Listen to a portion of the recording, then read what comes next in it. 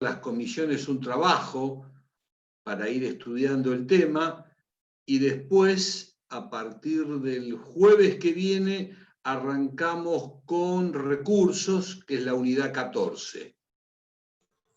Perfecto, gracias. ¿Vamos? Bueno. Recuerden que habíamos quedado que el final va a ser el 14 de diciembre y el recuperatorio el 21. A ver, un par de cositas. Estamos viendo con todos los docentes que son pocos los que se conectan o los que aparecen en cámara en las distintas comisiones. Si bien, por supuesto, que uno entiende a veces la imposibilidad de que todos tengamos una cámara, es obligación que todos estemos en clase. Esta modalidad virtual no nos exime de estar en clase. Y esto tiene que ver con que el conocimiento, ese chanchito que dijimos el primer día, que había que engordarlo pausadamente para que cuando llegue el 14 de diciembre todos los podamos comer, o el 21, y festejar, tiene que ver con que ustedes escuchen las clases, previamente o posteriormente lean, y es una forma de que cuando el docente da el tema, ustedes puedan hacerles preguntas. Tenemos que tratar de esta frialdad que nos da la virtualidad de acercarnos. Entonces, quizás si ustedes concurren a clases y ven al docente, estudian el tema y hacen preguntas, la posibilidad de aprobar el examen es mayor. Recuerden que en una oportunidad, cuando nos conocimos, yo le dije, lamentablemente, y yo hablo de mi materia, pero se da en la mayoría de las materias, el porcentaje que aprueba de los ingresantes es muy bajo.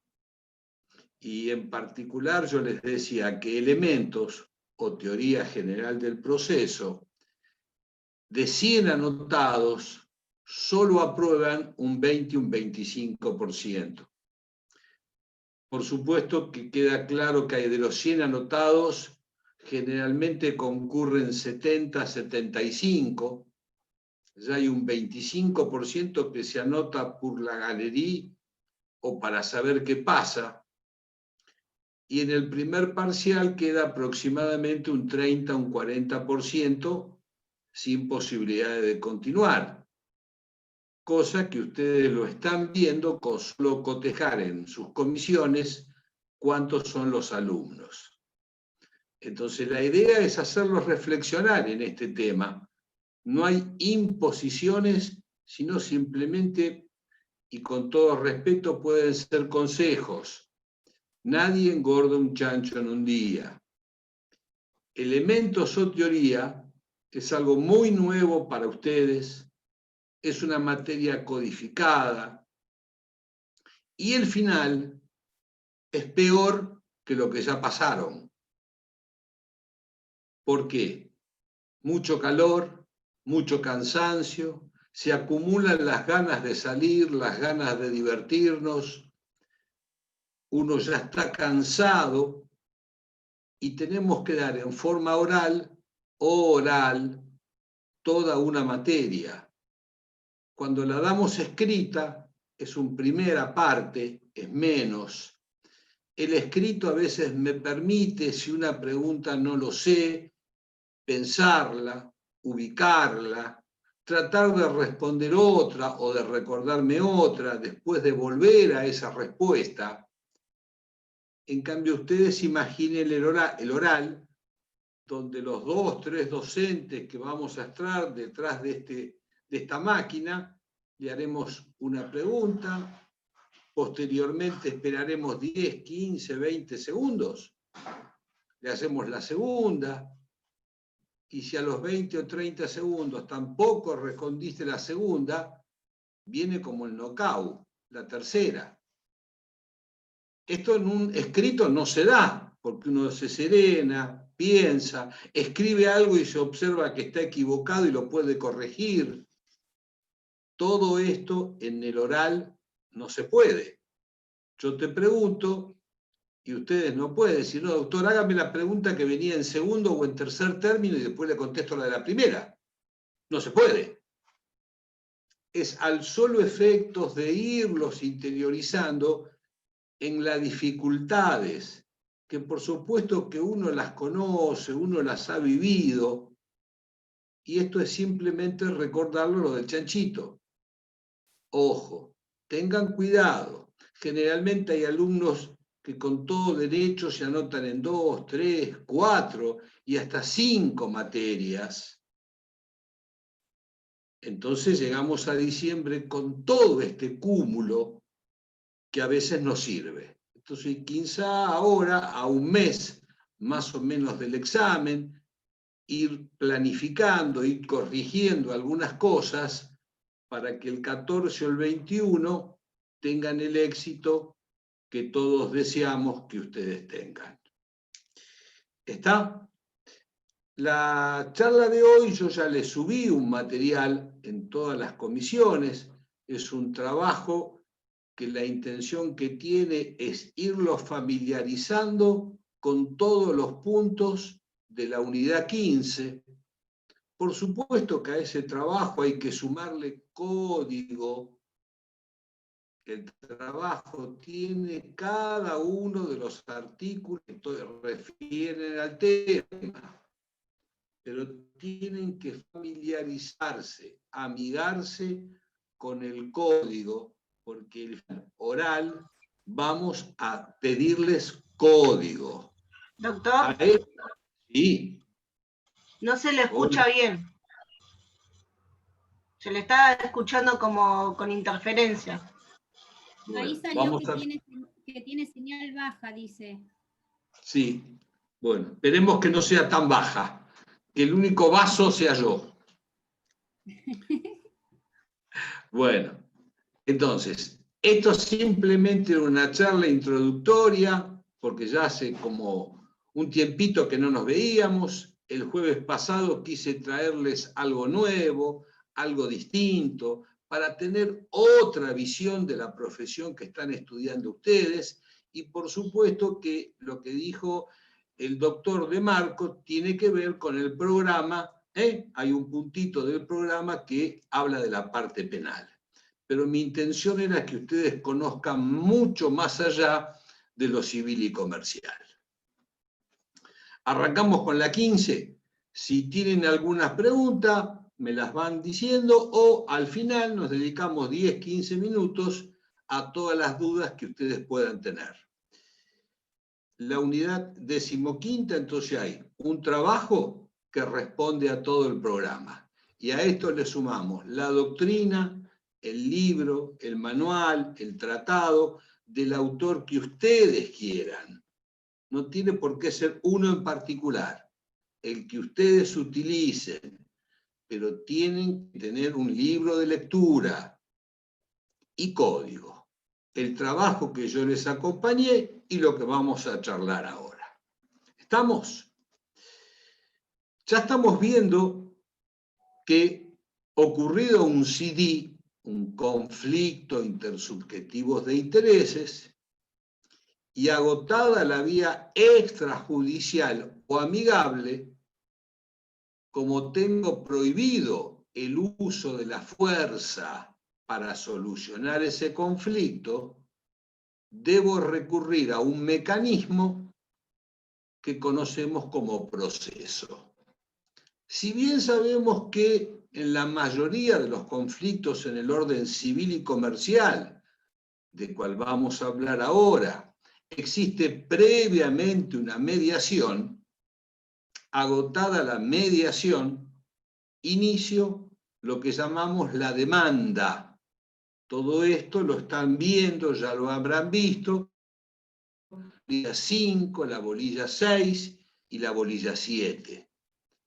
Se inicia la demanda en cumplimiento del artículo 330, donde están los requisitos de una demanda.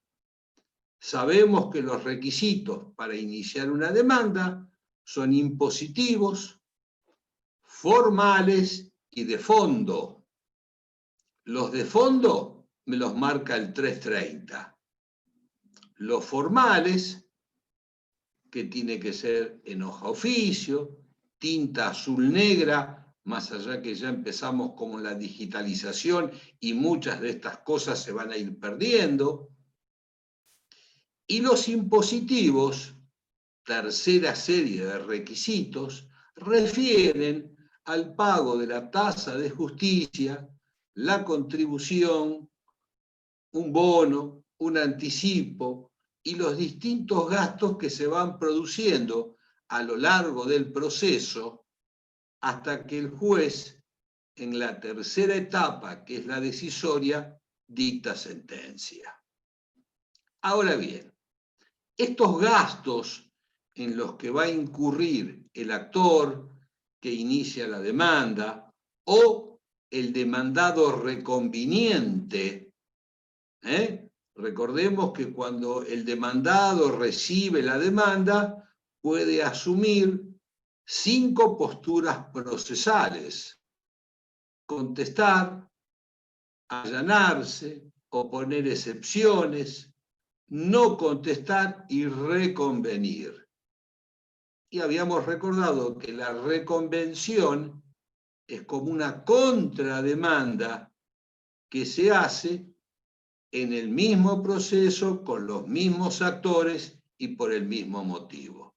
En este caso también el demandado reconviniente tendrá que abonar los aranceles, la parte impositiva que exige la ley.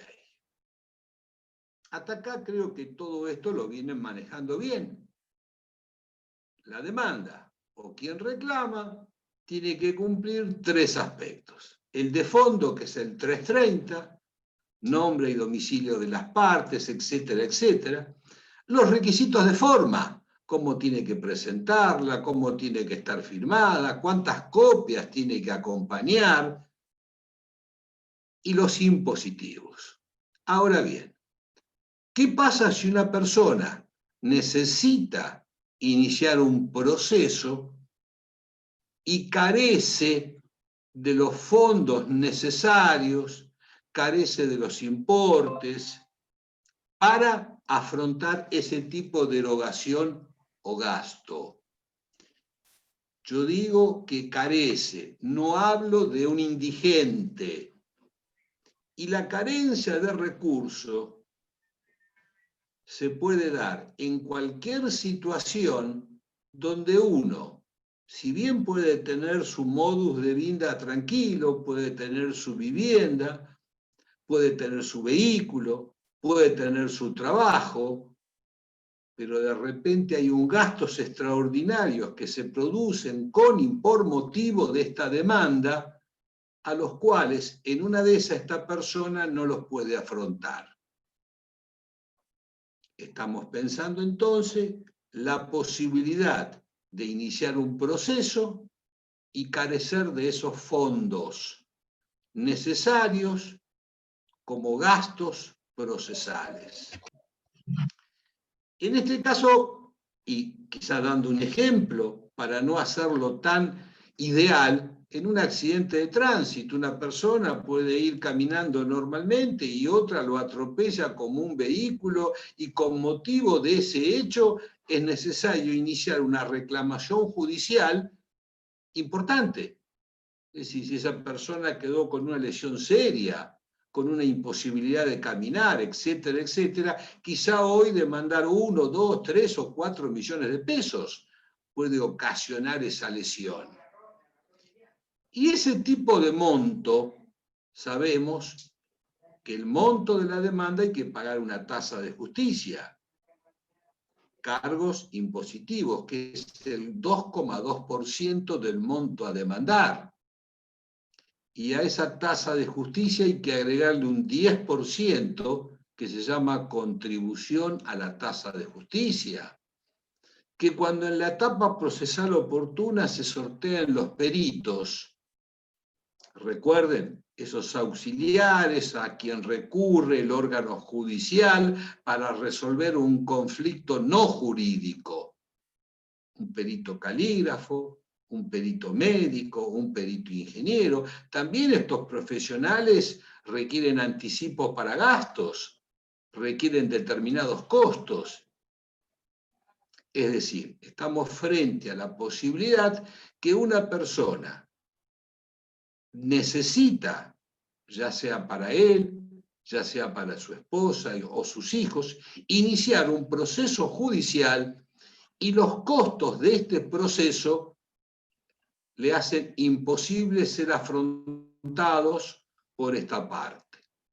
Entonces, a los efectos de paliar, desaparecer esta eventual diferencia económica, el órgano judicial nos provee de 3 herramientas para aquellas personas que carecieren de recurso puedan acceder a la justicia sin estar obligados a abonar estos costos. Trato de ir pausado para que lo vayan pensando, lo que hablamos, y de paso le van grabando. Entonces, profesor, sí. ¿Esto sería tanto para el que quiere iniciar la demanda como para el demandado? A ver, yo hace un ratito cuando te hablaba de demandado, te dije demandado reconveniente. ¿Por qué? El demandado también puede necesitar peritos y quizá no los puede afrontar.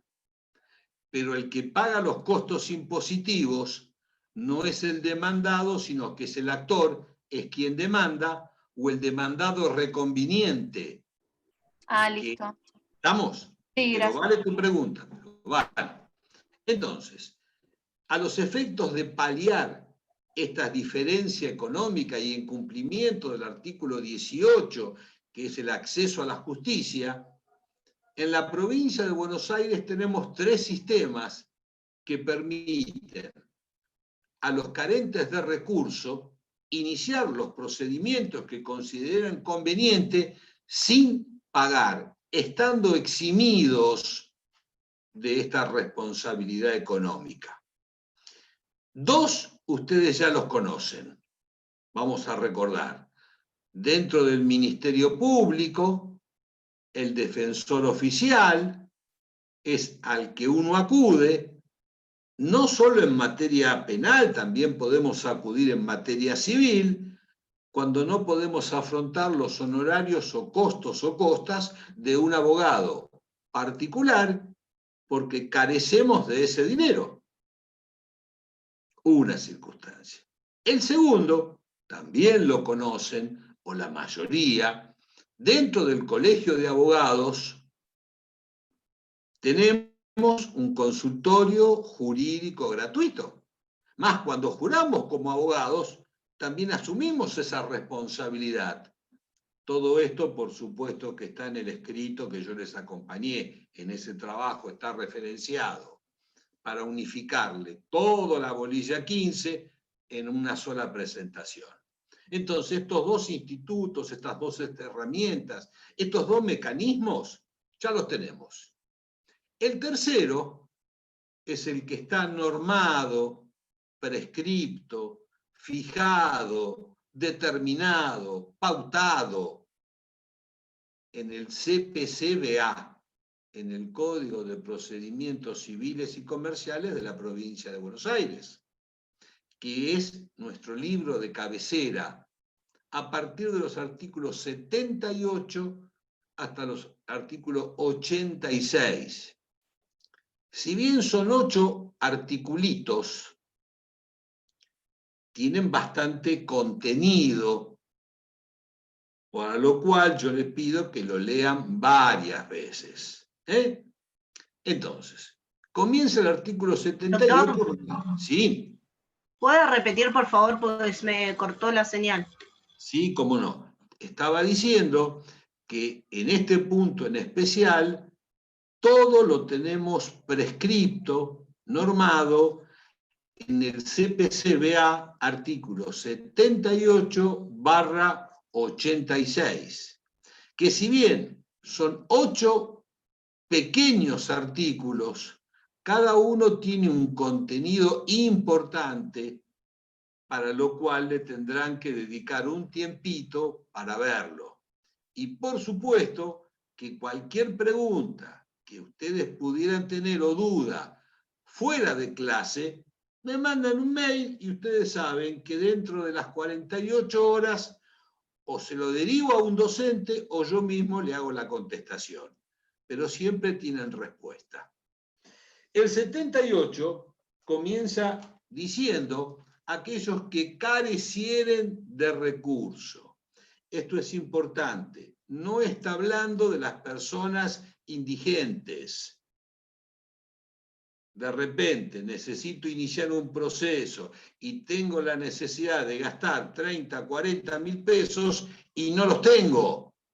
Y no por eso me convierte en indigente o en desocupado o en vago.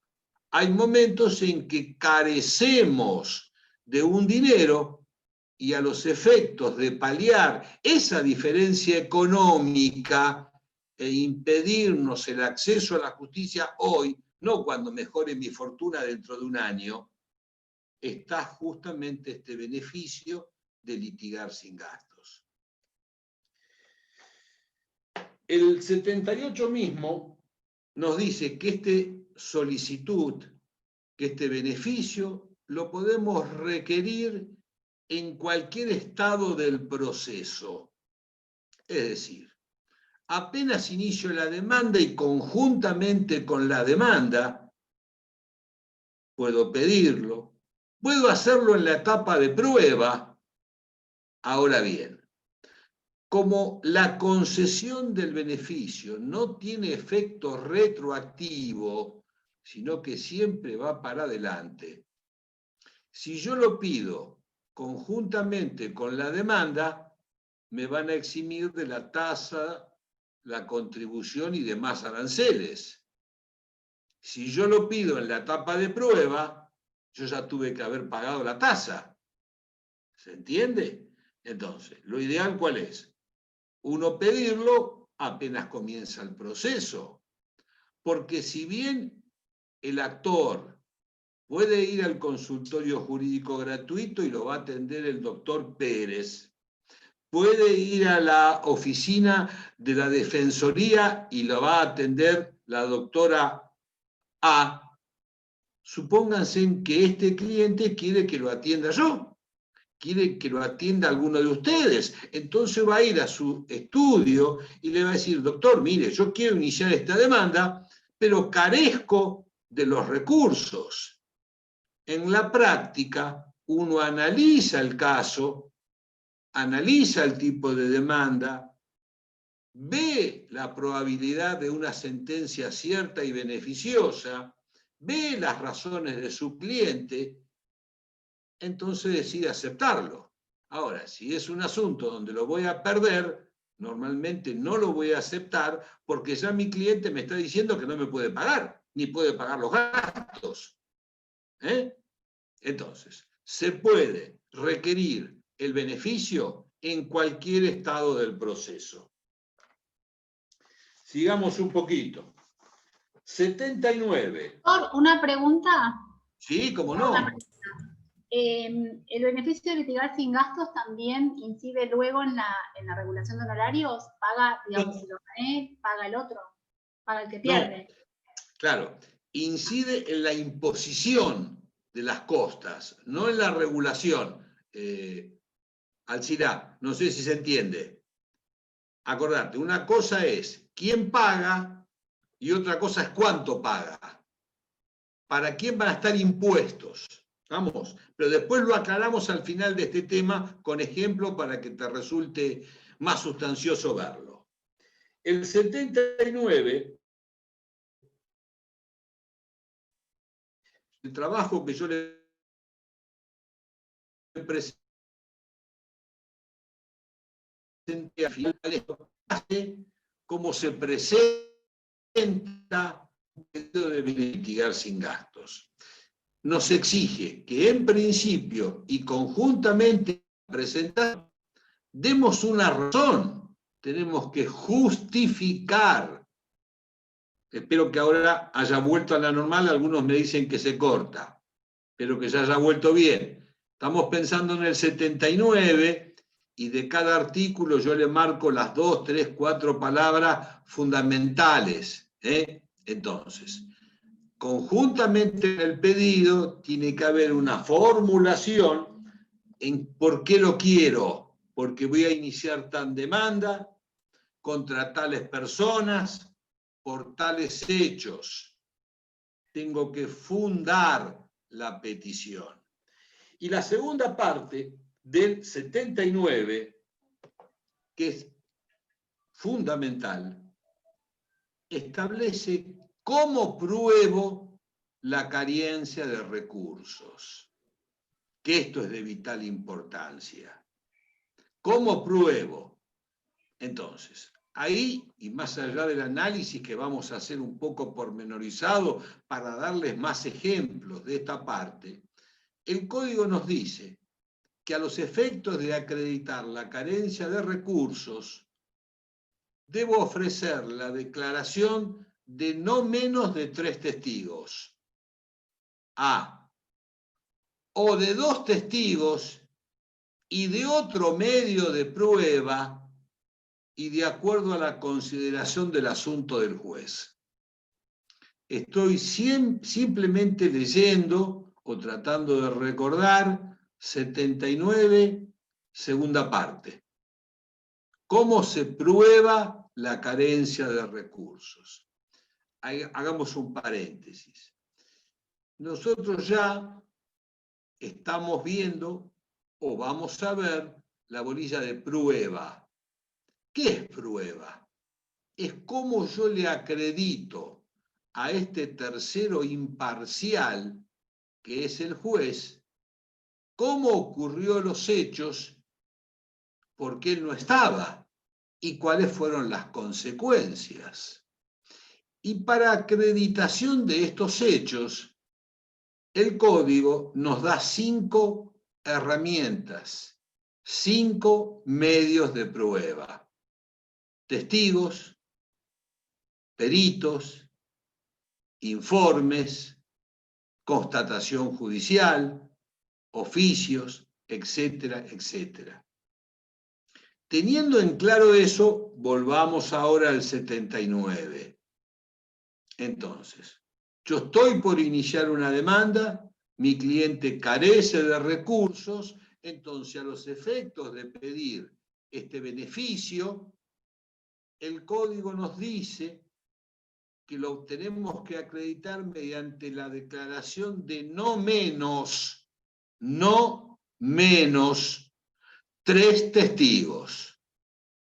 Entonces yo hago el pedido y conjuntamente con el pedido, lo tienen en forma práctica en el trabajo que están acompañados en el campus, digo, a los efectos de acreditar la carencia de recursos, ofrezco la declaración de Jorgito López, Carlitos Pérez, Susana López, no menos de 3. Cuando veamos medio de prueba o cuando vean prueba en valoración de la prueba, esto es un ejemplo de prueba tasada, prueba legal. Cuando lleguen a prueba, recuerden, valoración de la prueba. Si bien la que adopta nuestro código en forma mayoritaria es la sana crítica, no es absoluto sana crítica. Hay algo de prueba tasada. Prueba tasada es aquella en la que el código dice se prueba de esta forma. Está tasado, está ordenado, está fijado.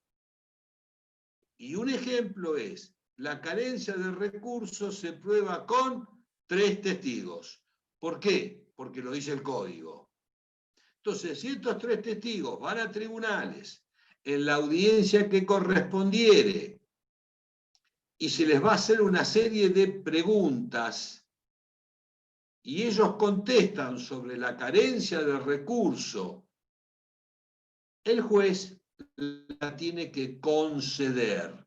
El juez no puede opinar algo distinto, porque el código dice que con 3 testigos se acredita la carencia de recursos.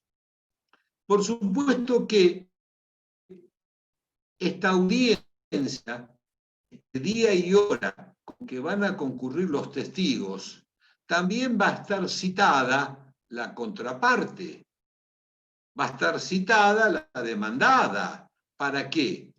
Para que controle la declaración de estas personas, para que formule las repreguntas que considere necesario, y ella también puede, en alguna medida, tranquila, que la carencia de recursos del solicitante es tal. Es decir, es un medio de prueba para la cual la contraparte siempre va a ser notificada y tiene el derecho a controlar. Si yo como contraparte me notifican de una audiencia de beneficio de litigar sin gastos para el mes de febrero, hay una anticipación a la comunicación, hay una anticipación a la audiencia. Entonces yo digo, a ver, ¿quién es? Quien solicita el beneficio de litigar sin gastos es el actor Josecito García. Y voy a empezar a buscar. Por supuesto que, ¿quién es Josecito García? ¿Tiene bienes, no tiene bienes? ¿El número de documento de identidad? ¿Pide un informe correspondiente? ¿Tiene auto, no tiene auto? ¿Trabaja, no trabaja? ¿Tiene bienes? Y cuando yo voy a la audiencia como contraparte, voy a tener una imagen si el actor carece o no de recursos. Si veo que trabaja o que es jubilado y que tiene un ingreso mínimo, la carencia de recursos está acreditada. Ahora, si yo pido informe y veo que tiene 3 propiedades y que tiene 7 autos y que trabaja como gerente de un banco y que en la AFIP me dice que gana 450.000 pesos por mes, bueno, evidentemente está queriendo trampear al sistema. Espero que se vaya entendiendo Profe, todo. ¿y si tiene... Sí. Te escucho, Sofi. Profe, perdón, ¿y si tiene ingresos en negro? ¿No declarados? Bueno, lo que no puedo probar no existe. Otra ¿Entendés? pregunta. Sí. Otra pregunta. ¿Se puede oponer la contraparte? A ver, bien la pregunta. Cuando a vos te notifican que se va a realizar esta audiencia con los 3 testigos, vos tenés que ir preparada, habiendo analizado, investigado, averiguado si José García tenía o no tenía bienes. En el momento de la audiencia, no es que vos te puedas oponer para que no se haga la audiencia, pero sí vos vas a hacer las preguntas correspondientes demostrando y acompañando documentación, si ese fuera el caso, a los efectos de demostrar que el que está pidiendo ese beneficio lo hace en forma artera y a los efectos de no pagar las obligaciones impositivas y no que realmente careciere de recursos. ¿Se entiende? Una vez que terminan estas audiencias y vos manifestaste tu oposición, tu descargo, existe un periodo de 5 días donde por escrito haces todas las críticas antes que el juez resuelva. ¿Sí? ¿Alguna otra?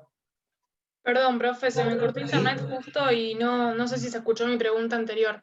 Quería saber, sí. por ejemplo, si tienen un ingreso muy bajo declarado en la AFIP, Sí. pero tienen otros ingresos en negro, ¿cuenta como carencia de recursos? A ver, Sofi, el problema sería, ¿cómo vos, acordate que estamos en el campo jurídico donde hay que demostrar? Vos me decís, ¿tiene trabajo en negro? ¿Dónde? Ah, no sé. ¿En qué horario? Ah, no sé. ¿Y cuánto es lo que cobra en negro? Ah, no sé. Y entonces yo, ¿por qué te voy a creer? Lamentablemente, el ingreso en negro lo que tiene es eso, que la mayoría de las veces no se puede probar. Y en términos jurídicos, no probar es no acreditar. Y no acreditar es que dicha razón no existe. No se puede especular. Ahí no podríamos especular porque es un elemento objetivo acá. Otra Carece... pregunta. Doctor, yo... No, quería Sí, saber, sí, ¿qué sería si yo pruebo que, o sea, estoy en desconformidad y pruebo que no le corresponde ese beneficio, que incurriría en un falso testimonio? No. No. Acá, fundamentalmente, el juez le va a rechazar el pedido de beneficio, primero. Segundo, no habría falso testimonio. Cada pregunta genera una explicación correspondiente, porque los únicos que cometen falso testimonio son los testigos. ¿Entendés? Y tercero, en el caso propio, nadie está obligado a declarar en su contra. Entonces, por más que la parte miente, no se toma como una declaración por principio constitucional. Esto es una idea que yo, por supuesto, que estoy en desacuerdo. En otros países, el mentir está tomado como un prevaricato y tiene sanciones. Ustedes piensen que a veces en las películas americanas, por mencionar algo, tiene mayor sanción el que miente que el que mata. Y no estoy hablando que es la sociedad ideal, porque en aquella sociedad el mentir tiene una sanción muy grave. En nuestra sociedad, bajo la excusa de que nadie está obligado a declarar en su contra, se permite que la parte mienta asquerosamente. ¿Estamos? Doctor, Profe. yo tengo una última consulta. Sí.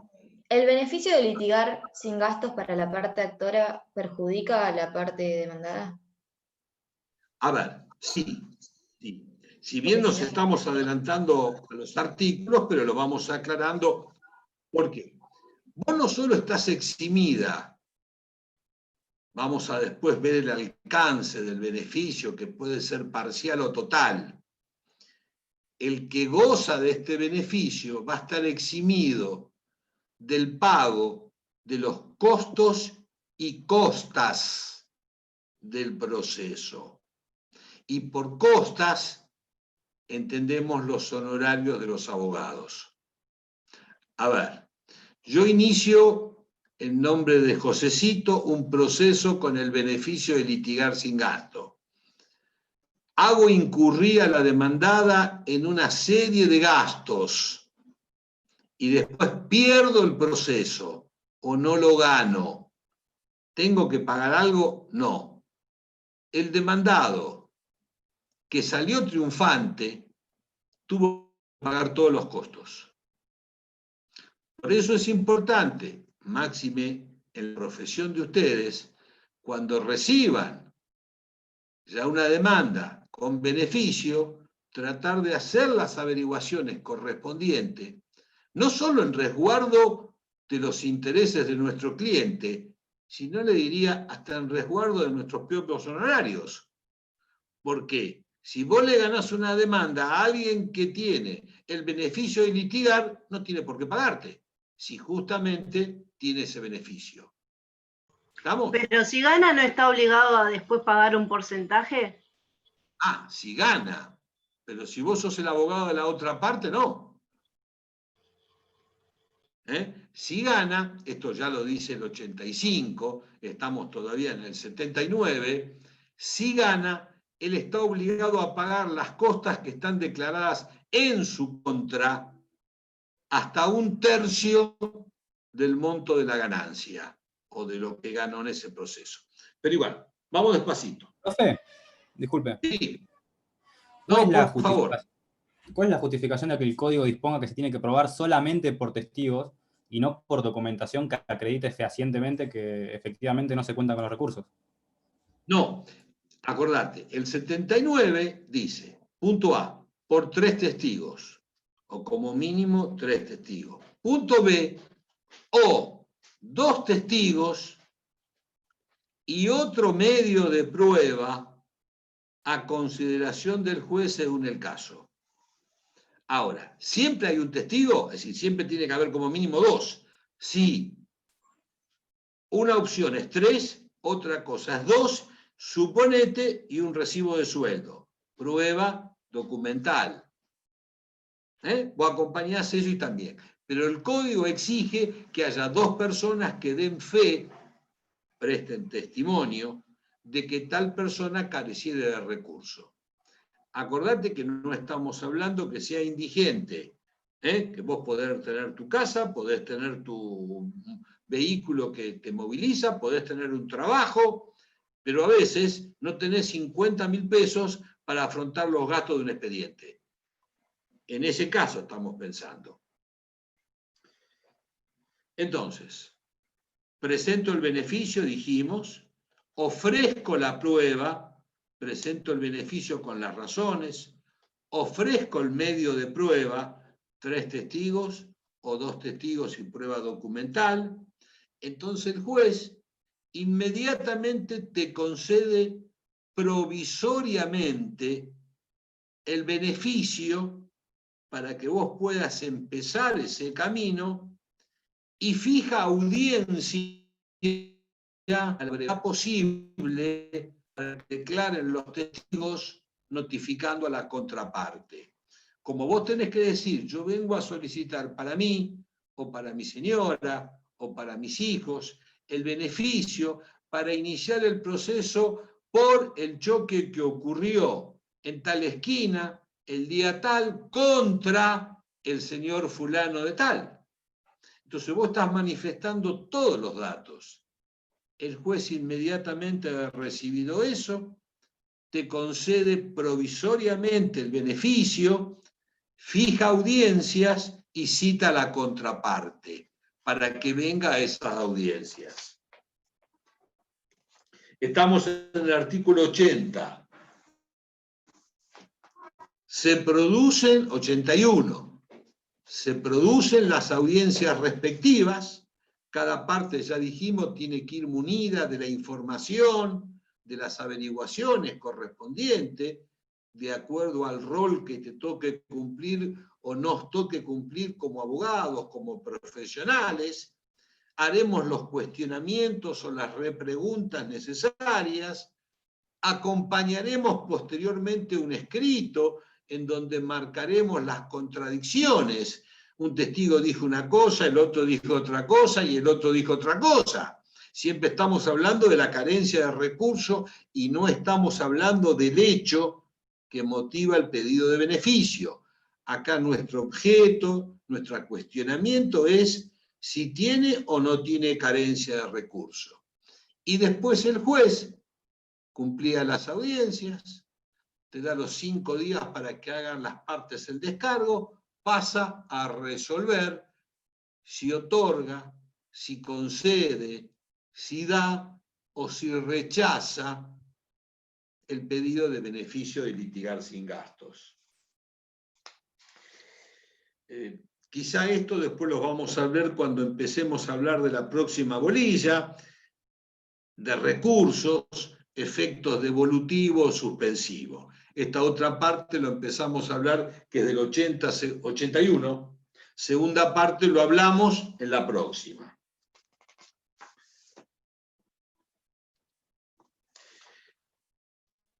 Vayamos al 83. Entonces, existe un beneficio provisorio que es el que se da apenas inicies el pedido.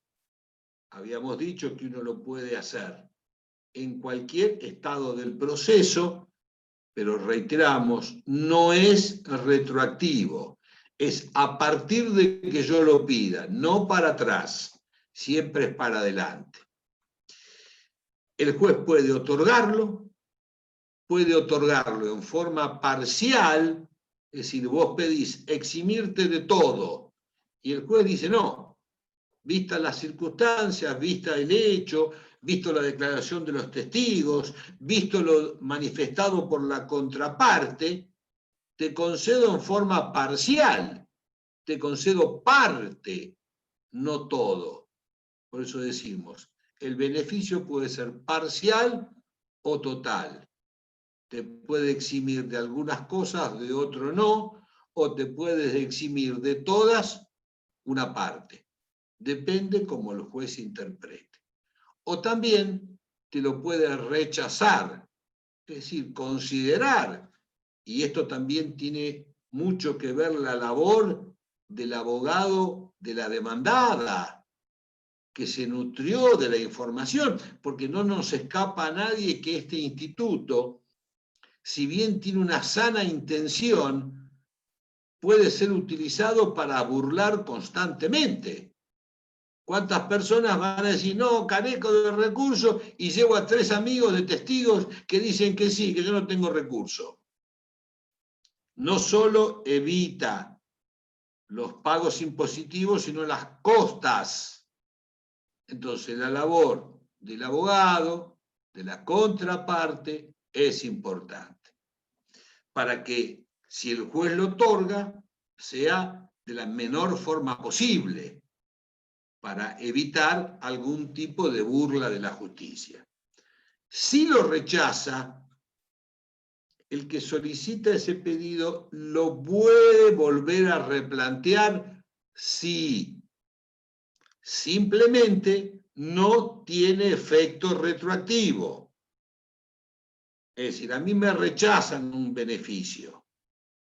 ¿Puedo, más allá que tenemos los recursos, que eso lo vamos a ver en la bolilla que viene, una vez que me lo rechazan, yo al mes puedo volver a iniciar este pedido de beneficio?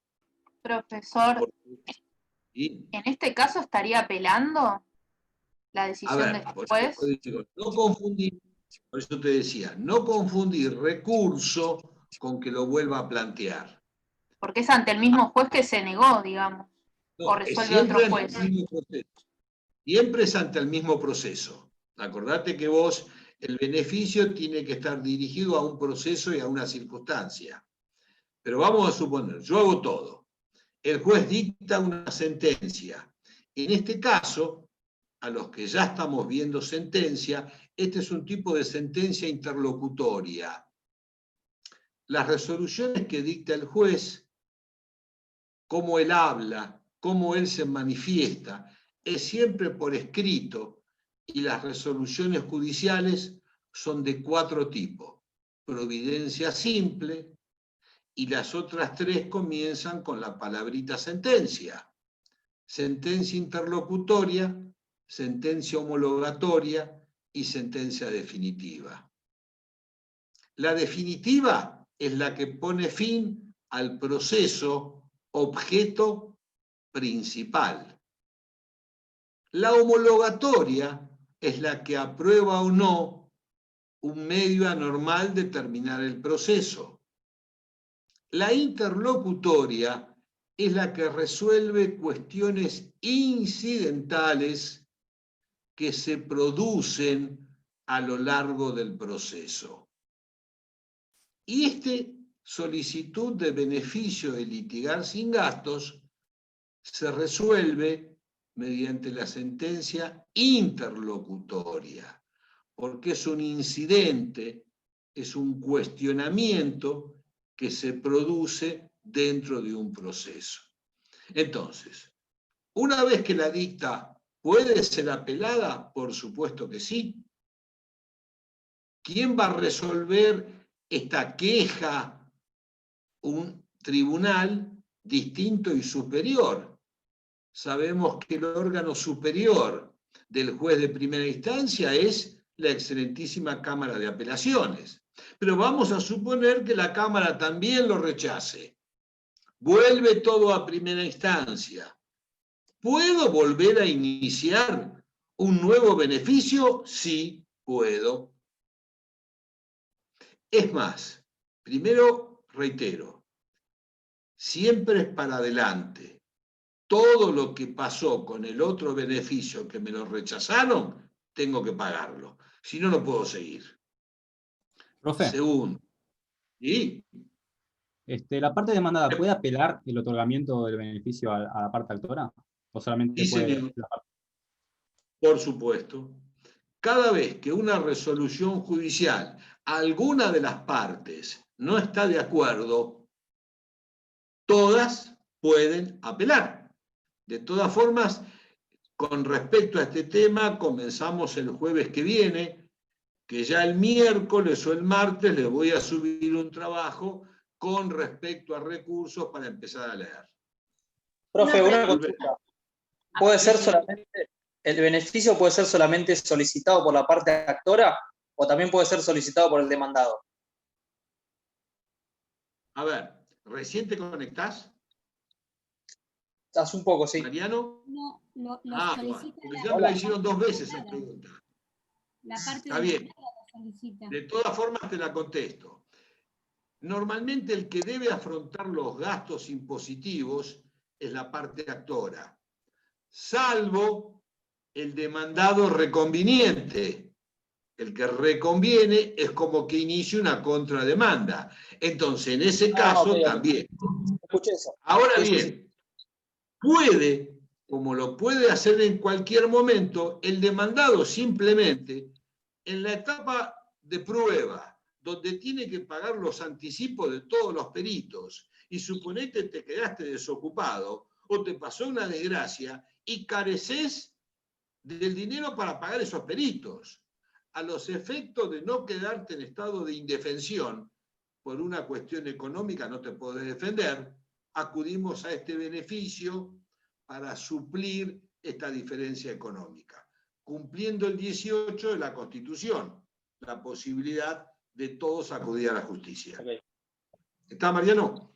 Otra ¿Te escucho? pregunta. Perdón. Sí, gracias. Sí, Y Alcira, sí, en cada instancia de apelación digamos, de lo que me va negando el beneficio, obviamente los testigos cambian, siempre la misma cantidad, 3 como mínimo, Sí. o 2 y una documental, pero diferentes. por supuesto, Bien. por supuesto, por supuesto. Algo que es importante. En este tipo de resoluciones, en este tipo de sentencias, decimos que no causan estado. Las sentencias que acuerdan o rechazan el beneficio no causan estado. ¿Por qué? Porque pueden haber nuevas circunstancias que cambien la realidad del momento anterior. A ver, esto también se da, sentencia que no causa estado, que son la excepción. La regla, una sentencia causa estado, se convierte en cosa juzgada y la cosa juzgada no se puede modificar. En este punto, alguien me dijo que pudiera aclararle qué diferencia hay entre cosa juzgada formal y cosa juzgada material. De paso lo resuelvo. Entonces, tenemos que la cosa juzgada es cuando una resolución judicial, ya dijimos que hay de 4 tipos, queda firme.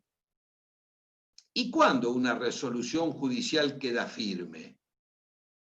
Primero, cuando nadie la cuestiona, y segundo, cuando han pasado más de 5 días, porque el plazo para apelar es de 5 días. Eso lo vamos a ver en la charla que viene, pero no importa. Ahora estamos pensando cuándo una resolución judicial queda firme. Y cuando queda firme pasa a la autoridad de cosa juzgada, es decir, no se puede cambiar. Queda firme cuando nadie se queja o cuando se agotó la vía recursiva. Es decir, la resolución de primera instancia la pelea la Cámara la confirma. La resolución de Cámara la pelea la Suprema la confirma. La decisión de la Suprema la pelea la Corte. la Corte la confirma. No tengo más, dentro del derecho positivo nacional, órganos para recurrir. Se terminó. Entonces vuelvo. Una resolución queda firme cuando nadie se queja o cuando se agotó la vía recursiva. Y queda firme, pasa a autoridad de cosa juzgada. No se puede cambiar. La cosa juzgada de dos tipos, formal o material. Formal es la que proviene de procesos de ejecución, que si bien adquiere la calidad de irrevocable, mediante otro proceso se puede cambiar. A la cosa juzgada de los procesos de ejecución le decimos formal. A la cosa juzgada de los procesos de conocimiento le decimos material, porque contra ella no hay recurso ni vía posible de cambiarla. ¿Está? Pero vuelvo al beneficio. Esto porque alguien me escribió una pregunta y le dije, te prometo en la charla ampliarlo. Estamos pensando como excepción que hay resoluciones que no causan estado y que un ejemplo es el beneficio. Otro ejemplo son los alimentos. El juez condena a que A le pase alimentos a B en base a su caudal económico. Entonces dice, 100 pesos por día. Pero a los 6 meses, B lo echan del trabajo. Empieza a cobrar en negro, como mencionaba una chica. Es decir, desde el punto legal se queda sin nada. ¿Puede pedir la disminución de la cuota alimentaria? Y sí, porque cambiaron las circunstancias fácticas con que la dieron. Se la dieron cuando ganaba 100 pesos.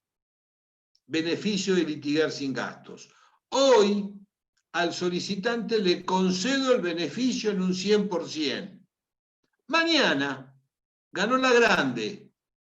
Mañana, la contraparte me acompaña documentación que tenía 4 casas y que se iba a Miami todos los fines de semana. Le rechazo, le revoco el beneficio.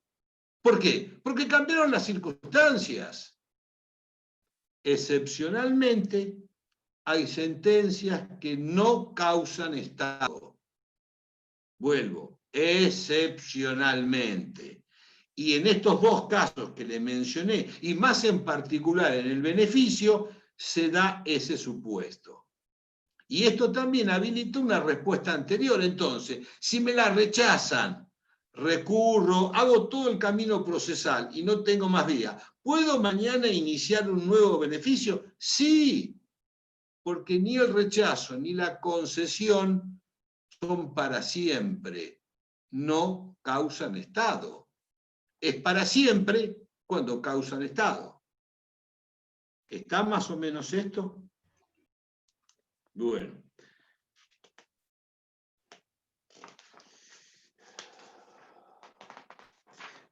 Dentro de las preguntas que me habían hecho al comienzo, es decir, ¿qué pasa si el que obtiene el beneficio logra tener una sentencia favorable a sus intereses y cobrar determinada suma de dinero?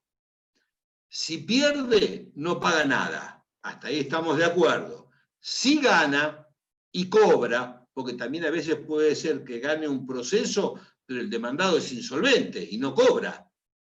Entonces, si gana y cobra, está obligado a pagar las costas, los gastos que están en su contra, hasta 1/3 de lo recibido. Estamos pensando en el artículo 84.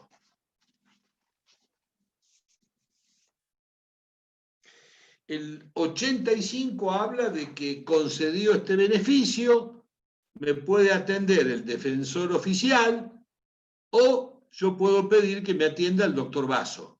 Ustedes hagan fuerza para que lo atienda el doctor Basso. Pero bueno, él puede elegir el profesional que lo quiera atender. ¿Estamos? Bueno. Si quieren hacerme alguna preguntita o algo de este tema, alguna duda, de todas formas recuerden que tienen el trabajo, código, doctrina y ahora lo que estamos subiendo. Y por supuesto que el material de guía es el programa, ¿eh? No perdamos de vista el programa que los va a guiar en las eventuales o posibles preguntas que tengamos en el oral. ¿Eh? ¿Alguna duda más? Doctor. Sí, lo escucho. ¿Cómo le va, Pascual? Sí, yo tengo una pregunta, pero no es de este tema. No sé si... No importa. Bueno, en el proceso dispositivo, cuando el actor desiste de la pretensión, ¿no es cierto? El actor desiste de la pretensión. La pregunta es la siguiente: ¿por qué es necesaria la conformidad del demandado cuando ya fue notificado? O sea, el que inicia, después la ley le prohíbe finalizar. ¿Me explico lo que estoy preguntando? O sea, no, o sea, entiendo lo que dice, quiero saber por qué. ¿Qué argumentos hay para este tipo de medida? Lo primero que le diría, creo que hay una confusión y una mezcla de institutos en la pregunta, porque no es ni el principio dispositivo del cual me está hablando, sino de la transacción o del desistimiento. No, entonces es una cosa distinta. Si es en la transacción, no tengo preguntas. Estoy hablando en particular del desistimiento. ¿Por qué? Si el actor, una vez notificada la demanda, para que pueda concretarse su desistimiento, necesita el consentimiento de la demandada. Claro, la pregunta es ¿por qué? Ahora, si eso se hace... Perdón. Sí, dígame. No, a ver, pensemos en un caso práctico. Y estamos siempre pensando en el desistimiento del proceso y no del derecho. No, del proceso. Del proceso. Perfecto. A ver, yo a usted le inicio un proceso, una acción, vamos a suponer, y le demando 1 millón de pesos,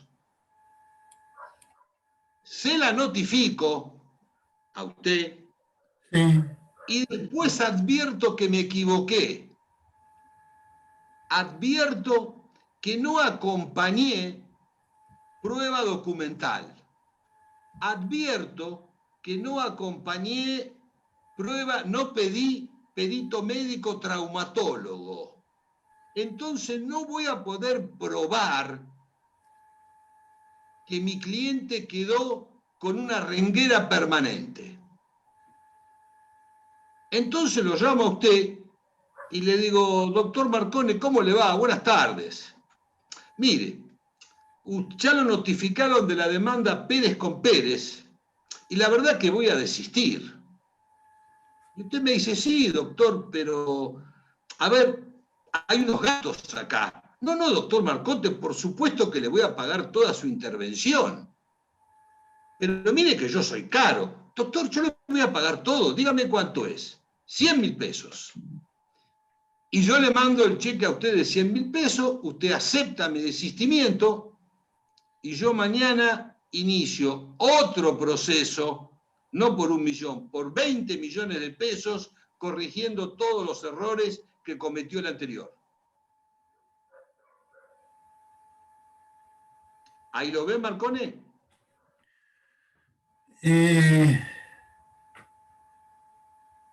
Sí, pero entonces significa que la respuesta del demandado le cierra al actor cualquier otra acción, según lo que usted dice. Por supuesto.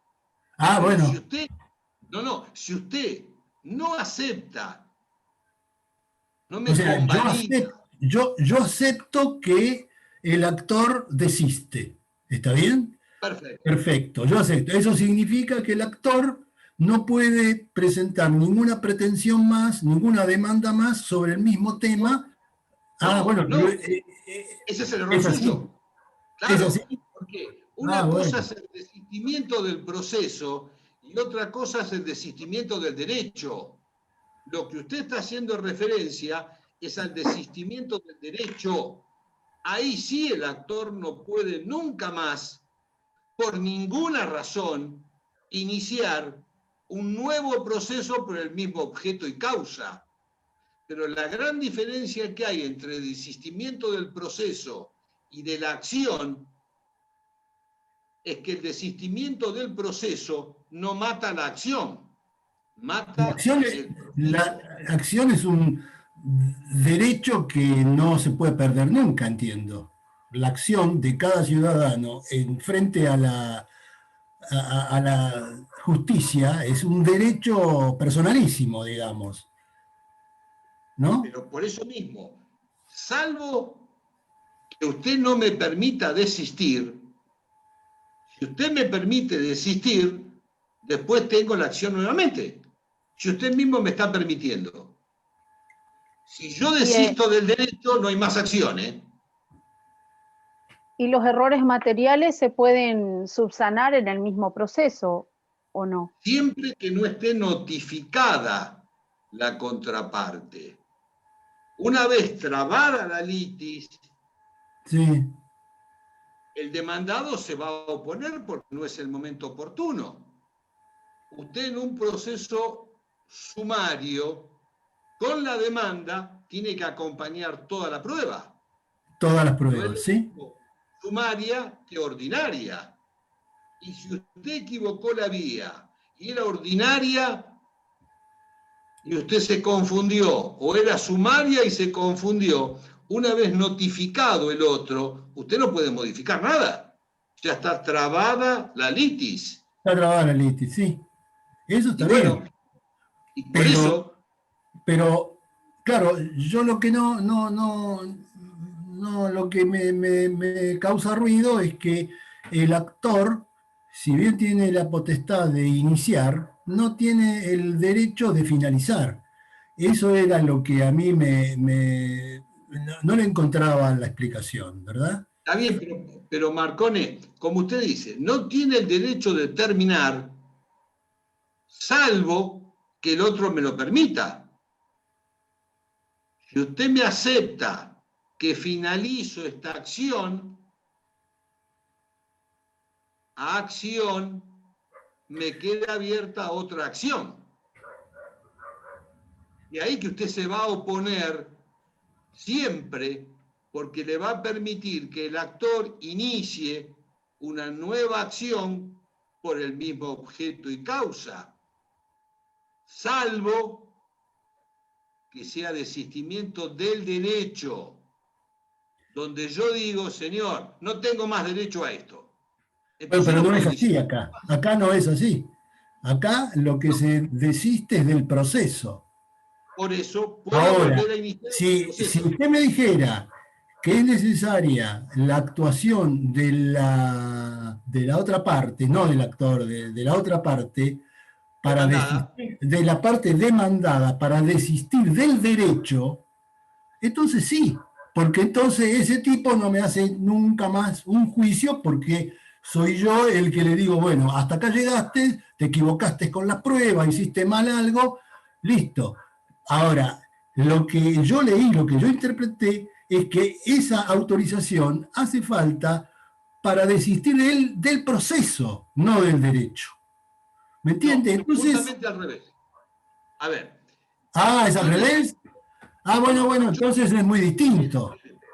Yo necesito, para desistir del proceso, el consentimiento del demandado, cuando ya está notificado, por supuesto. Claro, porque está notificado siempre. Necesito siempre para desistir el consentimiento. No cuando es del derecho. Cuando es del derecho, no necesito ningún consentimiento. Puedo desistir. En el derecho sí, porque el derecho es mío. Ah, bueno, entonces ya está. Esa es la respuesta, eso era lo que estaba buscando. ¿Está? Claro, es que justamente esa es la diferencia. Por En eso el era que no derecho, entendía yo. ¿Está? está Ahora bien, sí. está bien, pero Es Marconi, lógico. Es en el lógico. del derecho, en el Se desistimiento corta. del derecho, Se me no corta. necesito, en el desistimiento del derecho, no necesito su consentimiento. Claro, bueno, yo no lo Porque sabía. voy a pagar las costas, voy a pagar todo yo. Claro, bueno, está ¿Ah? bien. Ahora entendí, porque no tenía esa información, por eso que no lo Vale, entendía. vale. Bueno, Muchas por eso a gracias. veces viven bien las charlas. Muchas ¿Les puedo gracias. hacer una pregunta sobre el 84? Sobre el 84, sí, El decime. artículo 84, el último que vimos. Sí, Cuando sí, dice, habla de que, bueno, se puede hasta el máximo de lo recibido, es decir, que exige que efectivamente haya entrado en su patrimonio. O sea, que la parte Exacto. demandada haya pagado lo que le corresponde pagar. ¿Qué pasa? Exacto. ¿Qué pasa en el caso de que no le haya pagado? ¿Se le puede exigir al perdidoso, vendría a ser el impuesto, los gastos, costas, o directamente se le exige el cumplimiento de la obligación por haber perdido el juicio? A ver, siempre se le exige el cumplimiento total de la obligación. El problema es si el perdidoso, si el que tiene que pagar, tiene o no tiene bienes. Porque si no tiene bienes, vos no lo podés ejecutar eso. Porque no tiene bienes. ¿Se entiende? ¿Vale? Mi pregunta iba más que nada referida a eso. ¿Qué pasa? Porque como no puede presentar el beneficio de litigar sin gastos y se lo opone, ¿qué pasa en este caso? Pero ¿qué pasa? ¿A quién qué le pasa? Porque el que obtiene beneficio, ¿quién es el perdidoso? El que pierde el proceso. ¿Sería el demandado o sería la actora que tiene el beneficio? El demandado, porque en este caso la parte actora ganó y Perfecto. tiene que pagar con lo que ganó. Y si no lo recibe...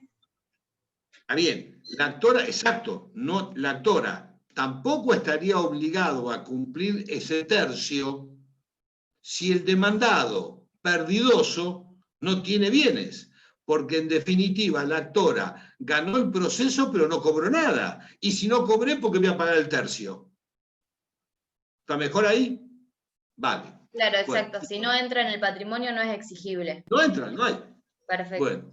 Profesor, Pregunta. Sí. a mí no me quedó claro, entonces, ¿qué pasa si el que obtiene el beneficio, siendo la parte actora, pierde? ¿No tiene que pagar? No paga. Perdón.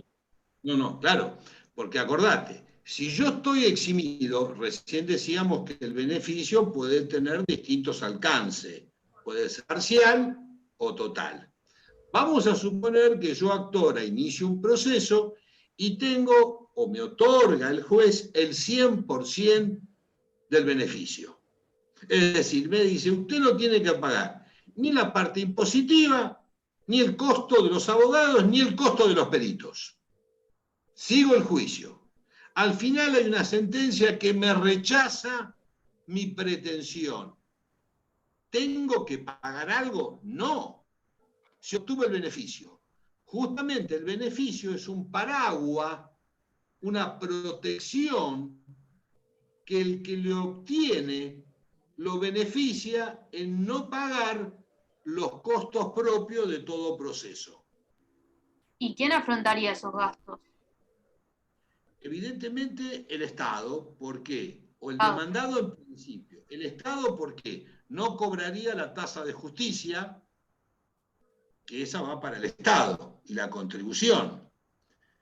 Por su parte, el demandado, si tiene bienes, el demandado victorioso, por llamarlo de esta forma, en los que sea solidario va a tener que responder él. ¿Está? Sí, gracias. Bueno. Profe, le hago una pregunta. ¿Y cómo no? En el caso del beneficio de litigar sin gastos, ¿se puede extender a otro juicio por el mismo beneficiario? Sí, perfecto, Alicia. Y eso lo dice el 86, su última parte, donde le permite a otra parte que extender este beneficio a otro proceso. Eso lo presenta en el juez y el juez le va a dar traslado y va a consentirlo. Pero sí, uno lo puede extender a otro proceso. Gracias. Profe, Bueno, disculpe. sí, Una dale. pregunta rápida. Con el tema anterior Sí. que están hablando del desistimiento. ¿Se entiende por Sí. desistimiento del derecho darle la razón al demandado en la mitad del proceso? ¿Eso sería desistimiento del derecho? No.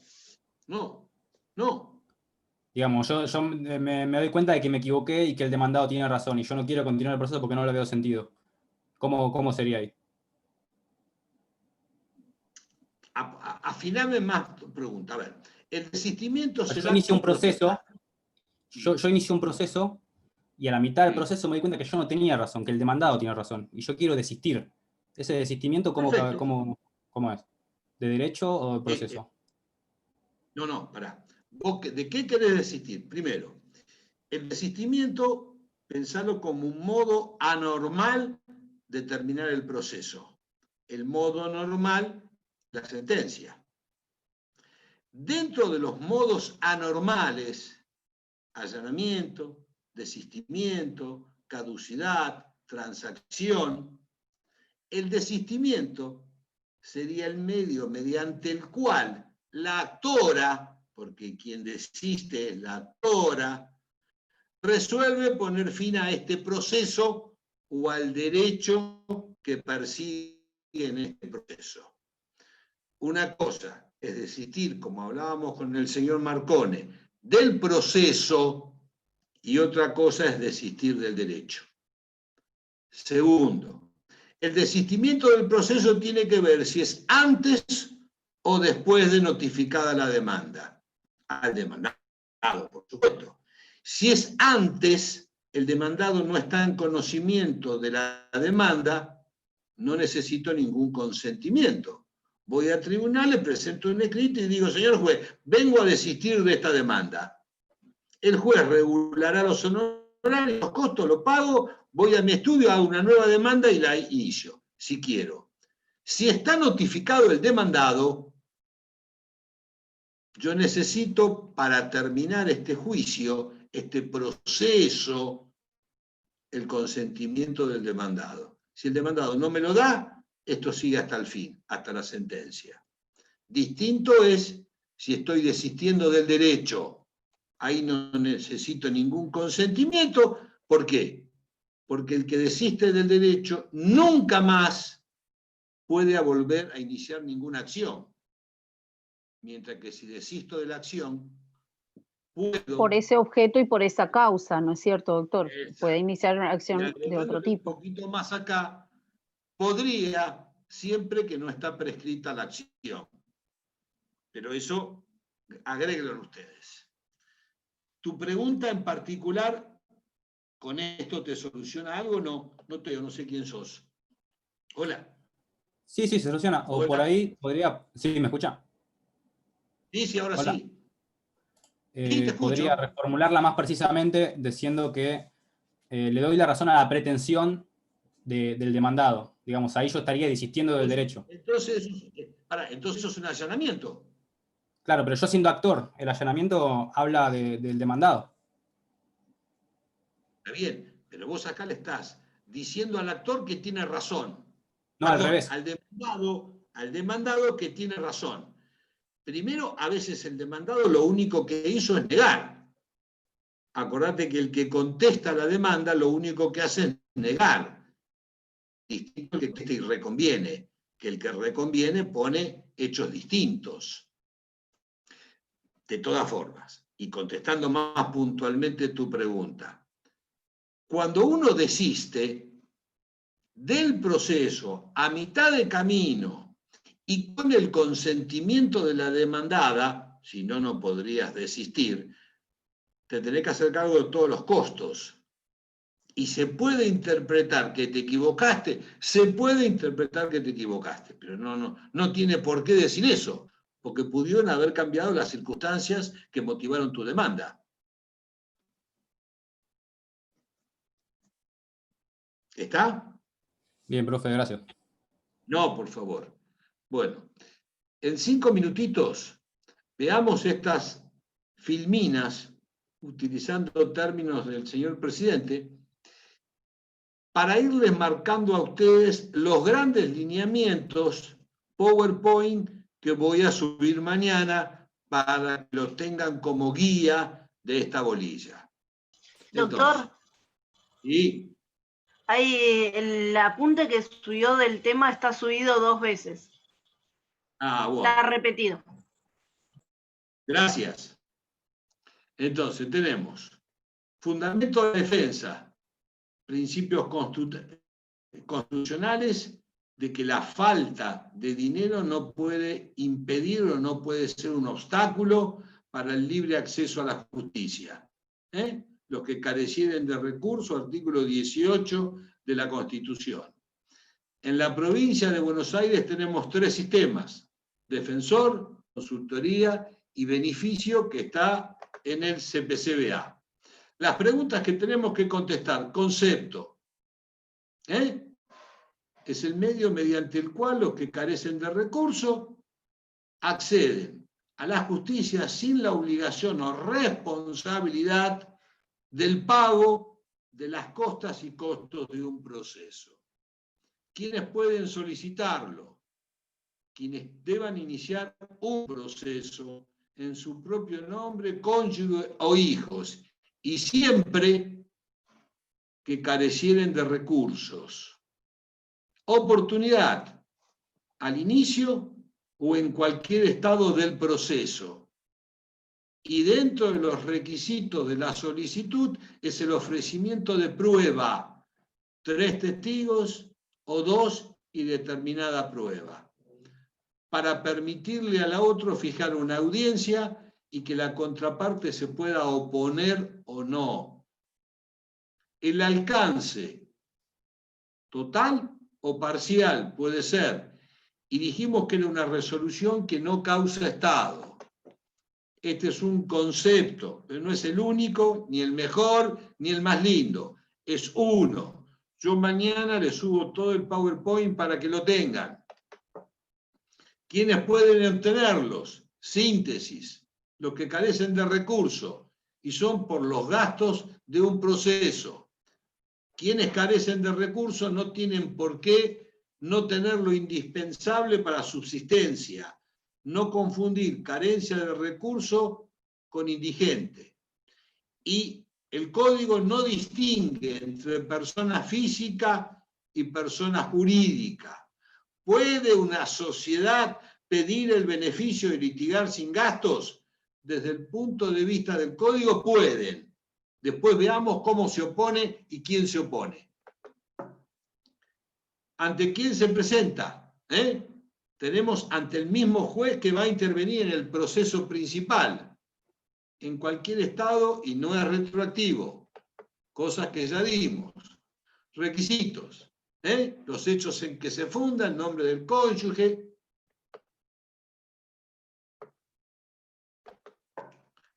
testigos, causa propia, el juez podrá, estamos reiterando y cansándolo con cosas. Alcance, parcial, total, hasta que mejore su fortuna. Por eso dijimos que era una sentencia que no causaba estado. Si le cambian la fortuna, puede cambiar el rechazo o la concesión. Si venciere, hasta el tercio, puede denegarlo y es apelable. Es decir, que cualquiera que se concede o que se rechaza siempre tiene la apelabilidad. Recurrir a un órgano distinto y superior diciendo que, a mi entender, lo que resolvió el inferior es incorrecto. Lo vamos a ver en la charla que viene con recurso. Provisorio y la provisoriedad de la sentencia. Son 2 cosas distintas. Una cosa es el provisorio, que me dan apenas inicio el beneficio. Y otra cosa es la provisoriedad que puede dar la sentencia en tanto esta no causa estado. Son 2 cosas distintas. Mañana tienen subido este PowerPoint simplemente como una ayuda de memoria y a los efectos que ustedes leyéndola puedan contestarlo y tener tranquilidad de lo que están viendo está dentro de lo que ustedes saben. Nos vemos el jueves que viene y cualquier duda me mandan mail. ¿Estamos? Buen fin de semana para todos y cuídense. Buenas noches. noches. Igualmente, Chao, gracias, gracias, doctor. doctor. Gracias. Chao a todos. Gracias, doctor. Hasta luego.